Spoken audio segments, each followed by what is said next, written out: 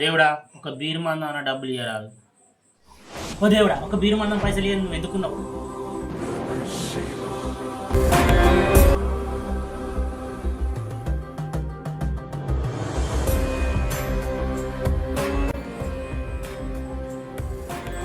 Beer తాగడానికి పైసలు వస్తాయి కానీ ఇంటి రెంట్ ఇచ్చడానికి పైసలు రావారా?